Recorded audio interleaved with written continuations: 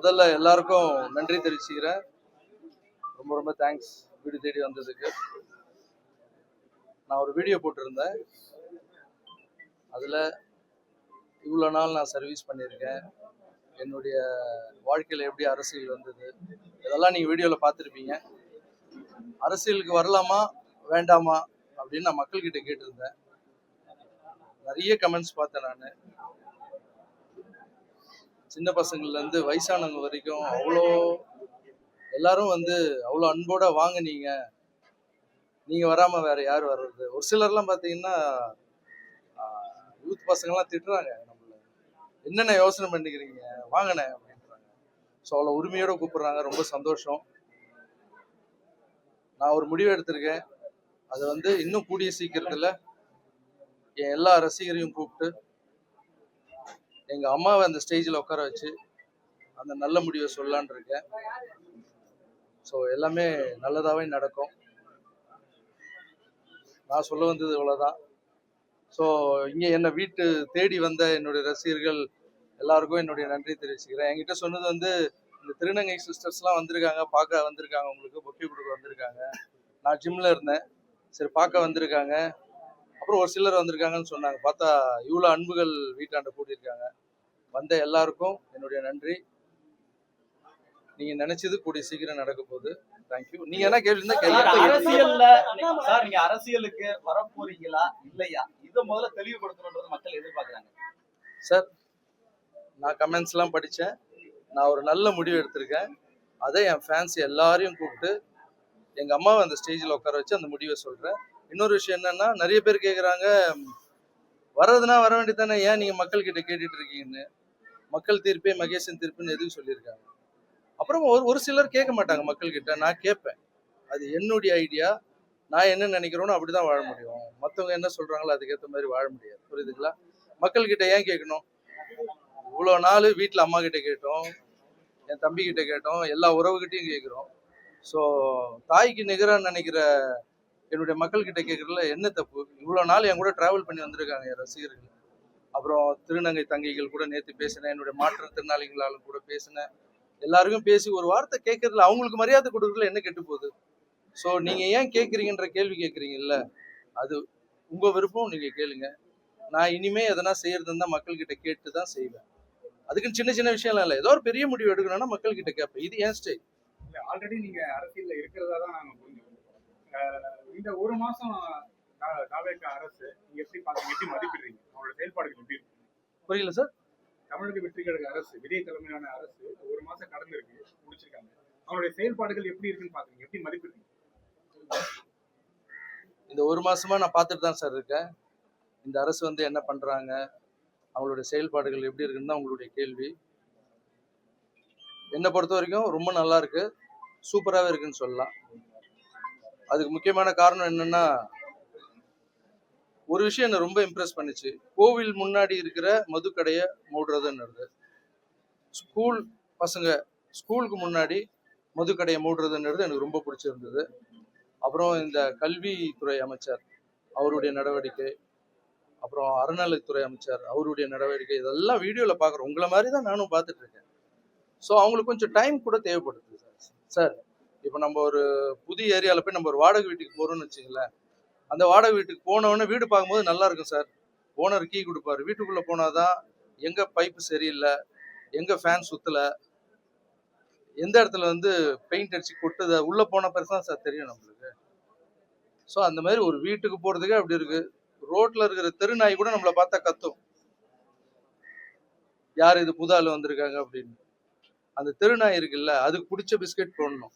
ஒரு சில தெருநாய்ங்கெல்லாம் பார்த்தீங்கன்னா பிஸ்கெட் சாப்பிடாது, பிரியாணி தான் சாப்பிடும், நான்வெஜ் தான் சாப்பிடும்.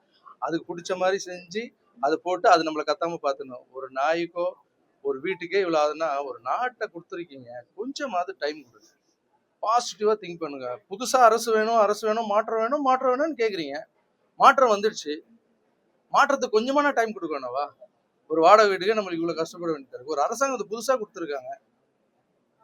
ஸோ என்னை பொறுத்த வரைக்கும் அவங்களுக்கு கொஞ்சம் டைம் கொடுத்தா நல்லதுன்னு நினைக்கிறேன். எதிர்கட்சிகள் அதுக்குள்ள கடுமையான விமர்சனங்களை முன்வைக்கிறாங்க சார். கடுமையான விமர்சனங்கள் அவங்க முன்வைக்கிறதுக்கு ரீசன் என்னன்னா, என்னை பொறுத்த வரைக்கும் சார், நான் எது இருந்தாலும் மனசில் படுறது ஓப்பனாக பேசுவேன்.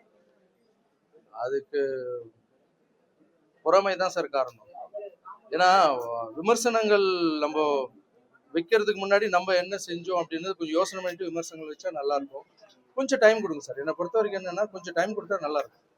சார் திருச்சி கிழக்குல நீங்க போட்டியிட போறீங்களா?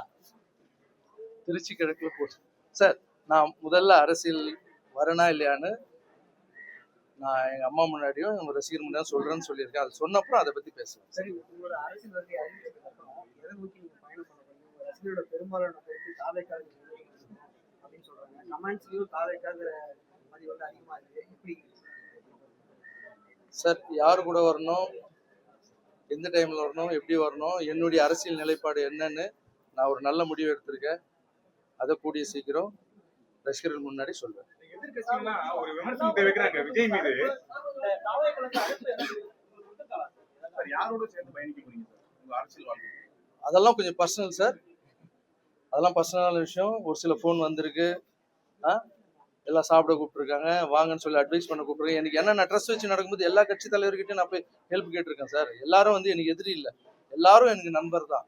ஸோ எல்லாருக்கிட்டையும் அட்வைஸ் வாங்கி பெரியவங்க கிட்ட எல்லா கட்சி தலைவரும் பார்த்து ஆசீர்வாதம் வாங்கிட்டு என்னோட முடிவை சீக்கிரமா அறிவிப்பேன் சார். சார், ரஜினி அவர்களோட இது குறித்து ஏதாவது பேசுனீங்களா? உங்களுடைய அரசியல் இந்த மூவ்மெண்ட், அதாவது வரவேணா வரவேன்றத ரஜினி அவர்களோட ஏதாவது பேசுனீங்களா, உரையாடுனீங்களா, கலந்து ஆலோசிச்சீங்களா? அவர் ஆசீர்வாதம் இல்லாம நான் எதுவுமே பண்ண மாட்டேன் சார். ஸோ அவருடைய ஆசீர்வாதத்தோட தான் நான் எல்லாம் பண்றேன்.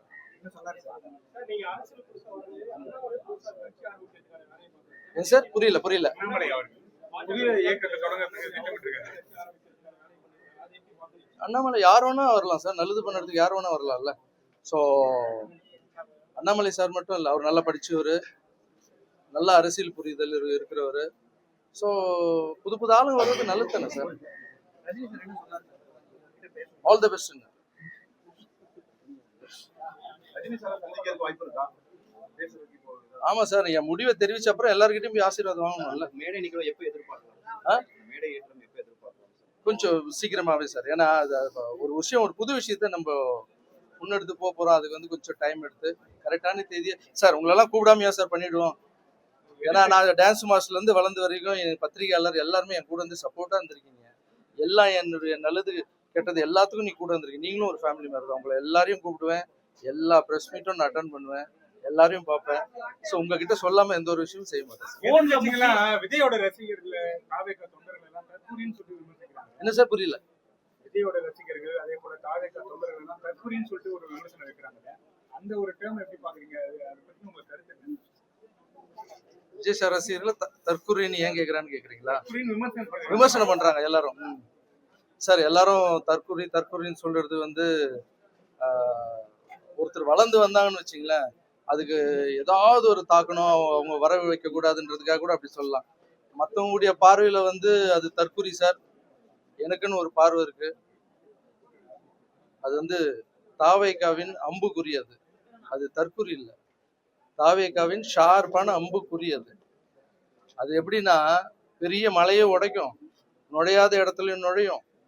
அது என்னென்னவோ பண்ணிட்டு இருக்கு. கண்மூடி கண்ணி திறக்கிறதுக்குள்ள வந்து உக்காந்துட்டாங்க. ஸோ அது தற்கொலை இல்லை சார், தாவேக்காவின் அம்புக்குறி. கையை இப்படி வச்சு அடிக்க வேண்டியதுதான், அடிச்சிட்டாங்க. ஸோ அவங்க மேல பொறாமப்படுறதா இல்லை அவங்க மேல பொறாமப்பட்டுக்கிட்டே வந்து தினமும் விமர்சிச்சுட்டே இருக்கிறதுன்றத விட்டுருங்க சார். யாரா இருந்தாலும் அவங்க எப்படி ஜெயிச்சாங்க, நம்ம என்ன பண்ணல, அவங்க என்ன பண்ணிட்டு இருக்காங்க, அவங்கள விட நம்ம எப்படி ஜெயிப்போம், மக்கள் கிட்ட போய் சொல்லுங்க. அவங்க நீங்க என்ன பண்ண போறீங்க, அடுத்து வந்து நீங்க எங்க மிஸ் பண்ணீங்கன்றத போய் மக்கள் கிட்ட சொல்லுங்க. அவங்க பார்த்து உங்களுக்கு பண்ண போறாங்க. 26 தேர்தலுக்கு பிறகு இந்த மாதிரியான ஒரு அறிவிப்பையோ என்ன சார்? 26 தேர்தலுக்கு அப்புறம் அரசியலுக்கு வரட்டுமா வேணாமா அப்படின்னு ரசிகர்கிட்ட கேட்க வேண்டிய தேவை. அது அதான் முன்னாடி பதில் சொல்லிட்டு சும்மா ரிப்பீட் வேற கேள்வி தம்பி.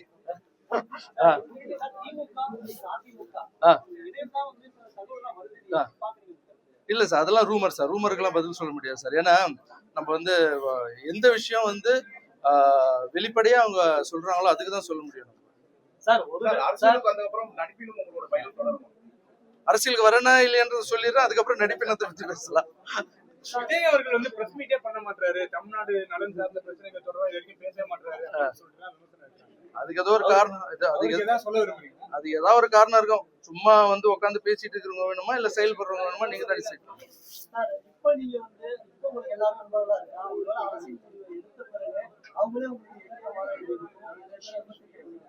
அந்த சமயத்துல நீங்க எப்படி செயல்படுவீங்க, என்ன மாதிரி செய்வீங்க?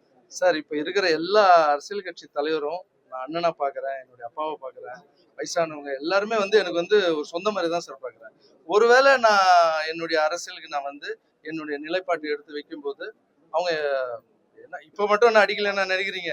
நான் வரலாமா வேணாமான்னு கேட்டதுக்கு லைட்டாக அடிக்க ஆரம்பிச்சிட்டாங்க, ஸ்மெல் எல்லாம் வருது. ஸோ இப்போ நான் விஜய் சார் பற்றி வேற பேசியிருக்கேன்ல, இப்போ அந்த அம்புன்னு பேசியிருக்கேன், வாடகை வீடுன்னு பேசியிருக்கேன். இதுக்கெல்லாம் இன்னும் அடிப்பாங்க, அடிக்கட்டும், ஒன்றும் பிரச்சனை இல்லை. ஏன்னா இல்லை நான் சொல்ல முடிச்சிடுறேன், அடிக்கட்டும். எல்லாமே வந்து விளையாட்டு தானே, நம்மளும் நல்லா கேம் ஆடுவோம்ல, களத்துக்கு இறங்கணும்னு நம்மளும் கேம் ஆட ஆரம்பிப்போம். சார் மக்கள் ஆதரவு எப்படி இருக்கும்னு நினைக்கிறீங்க? நீங்க அரசியலுக்கு வந்தா மக்கள் ஆதரவு எப்படி இருக்கும்னு நினைக்கிறீங்க? மக்கள் ஆதரவு நான் சொல்ல மாட்டேன் சார், நீங்களே பாக்குறீங்களே, கமெண்ட்ஸ் போய் பாருங்க. நான் போட்ட வீடியோக்கு எப்படி கமெண்ட்ஸ் பண்றாங்கன்னு பாருங்க. கண்டிப்பா மக்களுக்கு யாரு நல்லவங்க கெட்டவங்கன்னு தெரியும் சார். சார் நடிக்கவே முடியாது சார், இப்ப இருக்கிற சோசியல் மீடியா வளர்ந்துருச்சு சார். நீ நடிச்சா அதுக்கு உண்டான பலன் கிடைக்கும் சார், நீ உண்மையா இருந்தா அதுக்கு உண்டான பலன் கிடைக்கும் சார். நான் நடிக்க மாட்டேன் சார், உண்மையா இருப்பேன் சார். சில வருஷத்துக்கு முன்னாடி வந்து உங்களுக்கும் திரு சீமான் அவர்களுக்கும் ஒரு கருத்து மோதல் இருக்குது, அது தீர்ந்துருச்சா இல்ல அவரையும் நீங்க அண்ணனா தான் பாக்குறீங்களா, இல்ல அவரை போய் சந்திக்கலாம்? அதான் சொல்ல வீடியோலயே சொல்லிட்டேன்ல சார், சீமான் சார் வந்து ஃபர்ஸ்ட் பிரச்சனையா இருந்தது, அதுக்கப்புறம் ஜிகர்தண்டா பார்த்தேன், அவர் தான் அன்பு எது கொடுத்தாலும் அதீதமா இருக்கும். அண்ணன் ஃபோன் பண்ணி பேசினார், எல்லாம் டீட்டெயிலா சொல்லியிருக்கேன் சார். இங்க அரசியலுக்கு நான் வர்றது வந்து சண்டை போடுறதுக்கு வரல சார், வெறுப்பு அரசியல் பண்றதுக்காக வரல. மக்களுக்கு என்னால முடிஞ்சது பண்ணிட்டு இருக்கேன்.